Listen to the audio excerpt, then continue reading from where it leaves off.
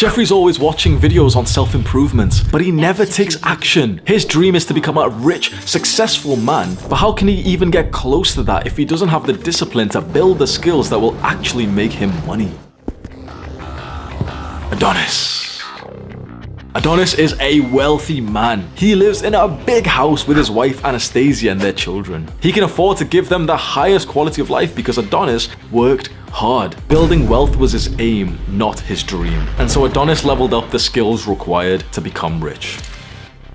There was a point when I desperately wanted to make some money. I was 21 or 22 years old. I had graduated from university with a shitty degree, applying for jobs, hating my life. Started to look into entrepreneurship and business, and I heard this term like, yeah, go and develop some valuable skills. Develop some valuable skills and you'll be able to increase your earnings. And a lot of people said that. They said, okay, go and, develop some skills. But it was quite vague and they didn't really teach me in the right way the kind of skills that I should have developed to go and make some money. And so honestly, for the next 6 months, I struggled. I didn't actually develop the skills that I should have, and I just tried to quickly go and make as much money as possible, and that led to just kind of a waste of time. Now of course, I learned things through my first 6 months of entrepreneurship when I didn't make any money, but I wish I had a video like this to just tell me, okay, start with this, because if you start with the right skills and then you want to go and try and make more money from your career or business, you'll perform so much better than the guy who just isn't that educated to begin with. Developing your skills through education, like watching this video or reading some books, kind of gives you a map to success. And so develop your skills, watch this video, read some books, you have a map to success, you know where to go and how to get there. And yet the guy who refuses to develop his skills, or he doesn't even know that this is a concept, there's skills to develop, well, he's trying to reach the point of success without a map. I really hope you can believe this. No one gets rich and successful and stays rich and successful without developing the right skills to begin with. The first skill, and probably the most important that will make you rich, is social skills. Your ability to communicate your thoughts and your ideas and to collaborate with other people and to speak to people without coming across as weird. Now, in the modern day, because of social media and because we're all just spending time indoors, a lot of people don't really have great social skills. The issue with that, and you might be thinking, well, you don't really need social skills, you can just work really hard anyway. The issue is that the fastest way to reach success is just to have someone else who kind of teaches you and maybe even gives you a bit of their success and guidance anyway. But if you've got poor social skills and you're not nice to be around for other people, well then you'll never get that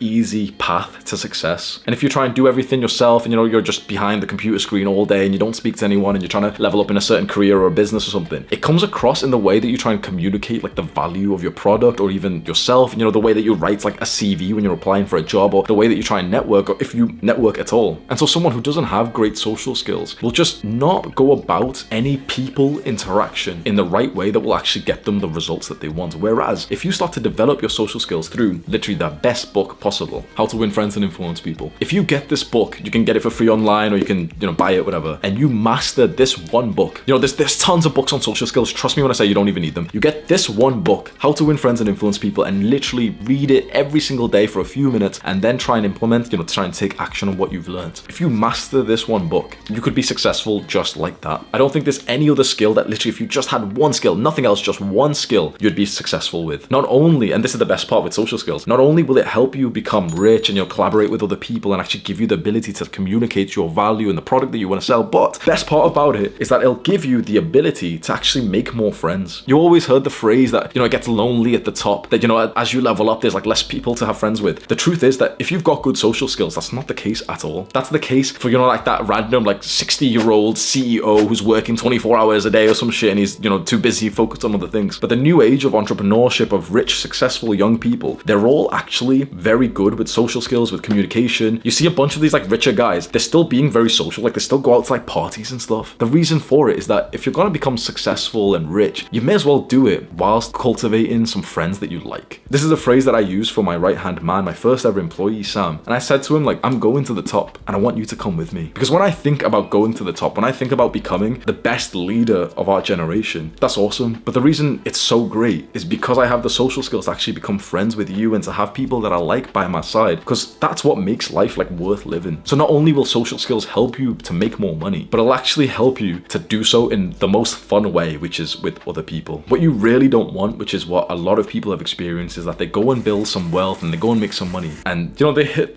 their goal, they've made some money, but then they're lonely. Becoming successful, getting rich, making money is awesome, and it's like a huge benefit to your life, but if it's gonna make you lonely at the same time, it's like, you know, there was a positive to gaining money, but there's a huge negative to being lonely. It's like, it kind of evens each other out. The best life that you could possibly think of is when you become rich, become wealthy, get lots of money, but then you also do it when you have a vibrant social life of people around you that you fucking love. Because how awesome would it be to become successful, but at the same time, in all ways, get happier? And that's a little bit rare, because a lot of people who go on to become successful sacrifice their social skills, sacrifice like social events, and end up just having like weird mannerisms. I created a full-length guide, I think it's over an hour long, to this book. So if you don't want to read it, and if you learn better from like video and audio, I'll have like a card pop up on screen and it'll be linked in the description, free to watch. It's all on YouTube. And I literally went through every single section of this book. There's like 30 principles to social success. I went through every single one and gave you my advice. That's quite an old video that I made, and so I also have an updated video that I've made of social skills masterclass, and I'll have that linked and somewhere pop up, so you can just watch those two videos. They're like an hour long each, and you'll have a great understanding of how to improve your social skills. The second skill that will help you become rich is time management. This is something that you'll see, like the more and more you get successful, you will see that the top people, the successful, wealthy people, greatly value their time, because your time and your attention is how you get shit done, and it's with time that you can become successful. And of course, you might have heard like, wait, don't trade time for money. This isn't about that. This is about valuing your time and managing it in a way so that you get the best out of your day. The average person who doesn't really have that much money don't manage their time at all. They wake up at whatever time they're forced to by either the school system or by their boss. They don't want to wake up at that time, but they need to. The rest of their time is managed by someone else, the boss or the teacher. And eventually when they do have some like free time, there's no management to it. There's no structure, there's no control, there's no routine. And so unfortunately for the average person who doesn't value their time, well, if you don't value your time, no one else will. And this is perhaps one of the single greatest reasons why the average person just does not make that much. Like, they can't trade their hour for that much money. You know, you can trade your hour for what, like $15, $25 or something. The average person doesn't get that much money for their time because it's just not that valuable. When you get into the skill of time management, and I'll give you a great tip for this, but when you get into this skill and you start to value your time and you start to structure your day, you drastically increase your productivity and your output and your effectiveness, and that will so significantly help you to become more successful. Now, there is a tip that I can give you to manage your time way better, and I learned this from Brian Tracy. He's my all-time favorite author. He has this phrase which I really like, where he said that 1 minute in planning is worth 10 minutes of execution. So what he's saying is that if you spend just a couple of minutes planning at the end of the night what you're going to do tomorrow, you'll actually increase your productivity by about 10 times the amount of time that you've just spent. So for example, if I spend at the end of the night 5 minutes just planning what I'm going to do tomorrow, I might actually be more productive to the quantity of about 1 hour, 50 minutes, something like that. And it really does make sense. If you don't plan your time or manage your day, you'll probably get this feeling of like the day just seems to slip by, like you didn't accomplish that much and the day's just over, and you're sure that you have more of a capacity to get more done, don't you? You're sure that you could do way more. You just don't really end up achieving that much in a single day, do you? And the reason why is probably because you haven't planned your day. And so the way that I plan my day, which has really helped me, is very, very simple. Just on your phone or on a piece of paper, literally just write what you're gonna do tomorrow at what time. So 6 a.m. morning routine, 6:30 follow a call, 7 a.m. record 6 videos, 9 a.m. breakfast, 12 p.m. work. You know what I mean? Like, have every hour of the day allocated to something. You know, do this the night before for like literally 5 minutes, just write whatever you're gonna do. Maybe you got school, so you write like, oh, 8 a.m. school till 3 p.m., then 3 p.m. commute home, then 4 p.m. eat, then 4:30 learn, something like that. You write pretty much every half an hour or hour of the day. And of course, you know, some shit's gonna happen. You know, life will get in the way. Your mom asks you to do something, you're busy with something, one task took over the next. Of course, that's gonna happen. So when you do it on your phone, you can just take off, you know, if like the timing has messed up, just refresh it. So if, for example, right now it says 7 a.m. record 6 videos, and I was supposed to have breakfast at 9 a.m. It's 11:45 right now. I've been recording for like 4 hours. So obviously I've missed breakfast today, but I'll just change it. So like, let's say this video is gonna end in 20 minutes. So 12 p.m. breakfast. So I've just updated it there. Now I'd update the rest of the day, which seems a little bit tedious. But again, the 1 minute you spend just updating the day when, you know, something like life gets in the way, it's probably worth 10 minutes more, like 10 times more for your productive output. The third skill that's gonna make you rich is discipline. I've spoken about discipline a lot, so I'm not gonna go into too much detail. Discipline is the skill of doing the hard work, especially when you don't feel like it. It's specifically about your feelings. It's doing the right thing, the work, the hard piece of work, even though you don't feel like it. Because if you're a normal person and you only do that hard, important task when you feel like it, you're gonna get destroyed by the guy who just does the work, even though he doesn't feel amazing right now. I've spoke about discipline a lot. There's a bunch of of videos on my channel if you're interested. My entire channel is based on like the concept of being disciplined anyway, so you can go have a look at that if you're interested. And the fourth skill is stoicism. Now, stoicism and discipline are very similar, but I think stoicism is different in the focus of emotional, what would you say the word is? Emotional maturity or emotional control. Stoicism, we can say, is almost like a branch of discipline, and it's about staying stoic, like staying unwavered to whatever your emotions are like. Now, discipline was just, okay, do the hard thing even though you don't feel like it. But stoicism branches out to most of the day, especially with making decisions. If there was just one act that was going to make you the most money of your entire life, do you know what it would be? Try and guess right now. If there was just one thing, like one thing that you would somewhat consistently do that would give you the most amount of money, guess what it would be? Making the right decisions. Being good at decision making. The issue is that so many people, especially young men, are not good at making decisions because they don't make decisions through logic and analysis with this like masculine focus. They make decisions through emotions. So imagine you get emotional and then you decide to do something. You get emotional and you shout. You get emotional, you feel like craving, desire inside of your brain, and you go and eat the junk food. That's all about your emotions, and your emotions will wreak havoc on your life if you allow them to. The majority of people so desperately need stoicism. They desperately need emotional control, but it almost offends them to suggest something like this. Hopefully you're not like them. Hopefully you're thinking right now, yeah, being emotional is probably not a good thing. An issue with this, which I mention so often in my videos, is that young men are being conditioned to be weak, and you're being told, yeah, it's good to be emotional. Young men should be emotional. They should show that if you want to become successful, masculine, if you want to make a lot of money, if you want to date or sleep with a lot of girls, being emotional is not going to help you at all. Be stoic. The fifth vital skill, which you might be confused by, is sales. Now, you've probably heard this before. Okay, sales is like, an awesome skill you should try, and it just seems like complicated and vague and confusing. Okay, how do you actually level up the skill of sales? Now, I like to think of sales as the process of convincing someone that the thing that you're selling them is worth getting. This could be, for example, a product that you're selling to like your audience, or you'd use sales for that. But what's very interesting is that you use sales in your dating life, because you yourself are almost like a product that you're trying to sell to this woman, not in like a weird way, but you're trying to convince her of the worth, the value of your product. And so if you're good at sales, like you'll see this trend if you start to look out for it. You will see the guys who are good at sales are always good with getting women. You always see like salesmen in a company are usually like womanizers, like they're usually playboys, because if you're good at sales, you'll be good at getting women. And if you're good at getting women, you'll be good at getting sales. So sales is the skill of convincing someone that the thing that you're trying to sell to them, whether it's you, whether it's your business, whether it's a product, whether it's even your YouTube video, because you're almost selling like, just someone clicking on your YouTube video. It's about convincing them that that thing is valuable and that they should exchange whatever they need to exchange for it. And you know what's interesting? I've seen a bunch of videos or comments about this, like skills that young men should learn. And they say sales, they always say sales, and yet they never actually expand on it enough that like a beginner could learn it, which probably means that they don't even know what they're talking about. So anytime you see these videos of like, 7 skills young men should need, or you always see like those people who are like copy and pasting their comments, like, the 15 skills that men need, and they just write sales and they don't expand after that. Usually they don't even know what they're talking about. I started as a salesman before this. I've transformed now more into a leader, but I was always starting as like a salesman and an entrepreneur. So I'm going to teach you the most important part of sales, which is handling their objections. So let's say, for example, I have a product like this water bottle and I want to sell it to you, and you're in the market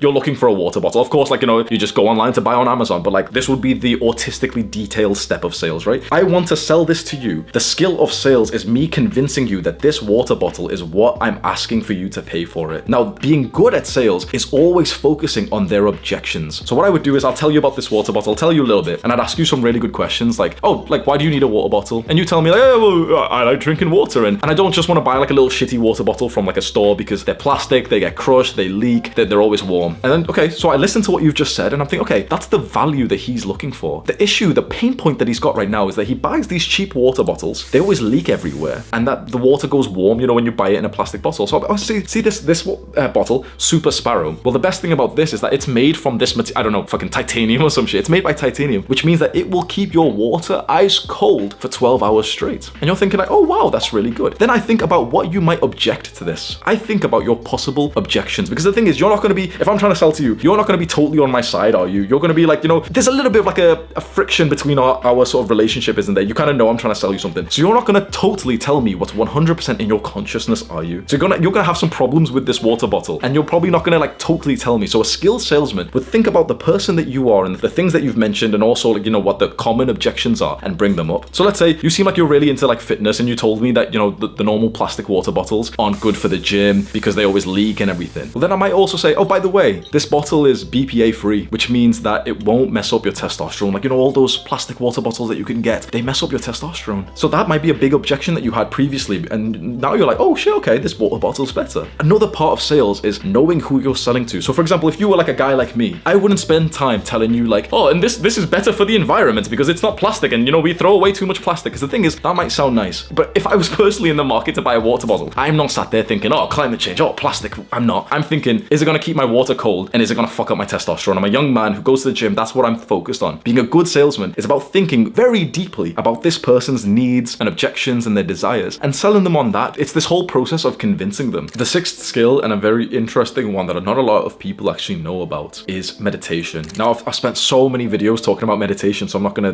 just explain the whole process again. I'll have like guides pop up and everything. But the reason why meditation will help you to make more money is because it drastically improves your focus. So in the modern day, people's focus is so fucked. They're always like just scrolling on TikTok, like new content.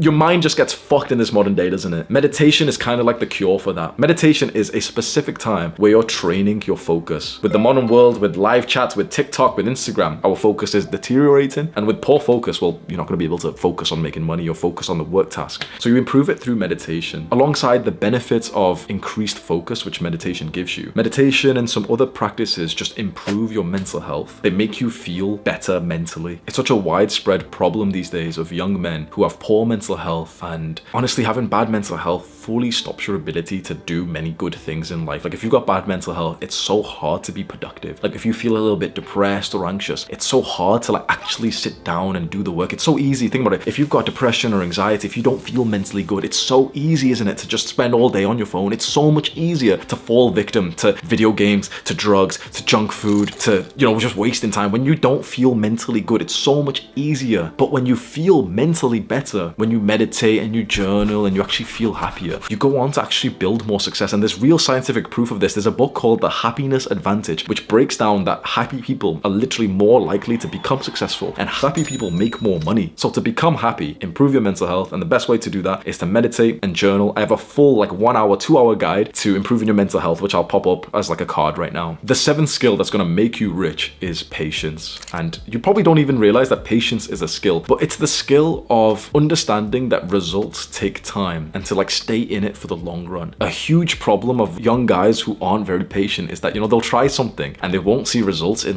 2 weeks, 3 weeks, until they'll give up. The thing is that if you've got patience and you've got all of the other skills that we've mentioned, and essentially patience is sticking to it even though you don't see any results just yet, you're very likely to achieve success if you have patience. But for the guys who are impatient, who, have fucked up their patience because they use the instant gratification, getting everything they want really quickly. If you're craving a burger, you can order a burger and it'll come to your house 20 minutes from now. If you want to have sex and you want to impregnate a girl, well, you can do that instantly by hopping onto a porn website. We've messed up our ability to be patient, and now it's we feel like we need results way faster than we actually deserve them. And so most guys just quit, they switch over businesses or different ideas, and it just gets frustrating. You absolutely need patience if you want to see some good results in many different things, in your ability to improve and to attract women, in your ability to make money, in your ability to improve your physique. You must have patience. There's a way to understand patience which I really like, which is, those old school style trains, the freight trains, big, massive, not the new age speed trains, but imagine those metally ones that you could probably imagine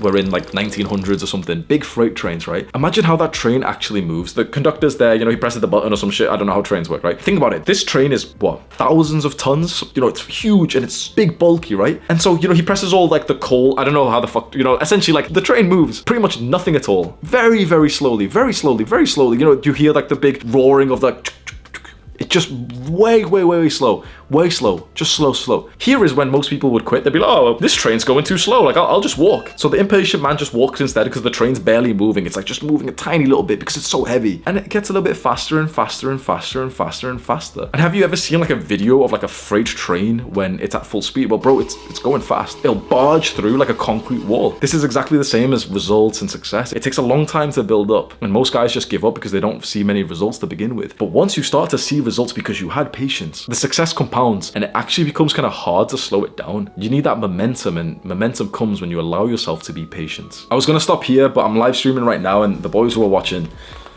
Well, I'm live streaming as I record this video, and the boys who are watching told me that there should be one more skill. So skill number 8 is like a little bonus, is humility. Humility is the skill of defying your ego. And your ego is like this thing inside of you, the Jeffrey part inside of you that tries to convince you that you're really great, that you don't really need to take something as seriously as you should do, that you don't really need to improve something as much as you should. So for example, the guy with the massive ego is the guy who's, like a know-it-all. Like he might be a little bit advanced in, some area. Let's say like fitness, for example. There's a guy with a massive ego who got into the gym and made some like okay gains, but he never had the humility to keep learning. And so once his gains slow down after 2 years, but he's got this huge ego, yeah, I'm so hench, yeah. He doesn't make much progress after that. But the guy with humility starts going to the gym and understands, okay, there's people out there who are so much more advanced than I am. I'm gonna learn from them. And so this guy with humility learns from other people, makes awesome progress, gets even more jacked than the first guy with the big ego. And guess what? The guy with humility keeps learning. To be a black belt in martial arts is potentially the greatest sign of humility. And there's like a story of like a man receiving his black belt, which I really like. Essentially, like I'm butchering the story, but there's a guy who's been training really, really hard, and his sensei comes to him and says, "What does this black belt mean to you? If you give me the right answer, I'll give it to you." And the guy's getting so excited, he thinks like he's gonna get it, and he's like, "Yes, it means the end of my training. Like I've worked so hard, it's time to like celebrate." The master looks disappointed and walks away. The guy, gets really annoyed at this. He doesn't realize what he's done wrong, so he just keeps training, keeps getting, he's training BJJ or something. He's getting like choked up and everything. Months go by. Sensei comes back, presents the black belt. "What does this black belt mean to you?" And he gives the wrong answer again. He says, "Yeah, that I'm so advanced in this. I'm so good at this. I've been beating so many guys recently. This black belt symbolizes my excellence in the sport." Sensei looks disappointed again, walks off again. The student trains again for months, maybe years. Now he's so much more further than he originally was. Sensei comes up, "What does this black belt mean to you?" And the student says, "It's the start of my training.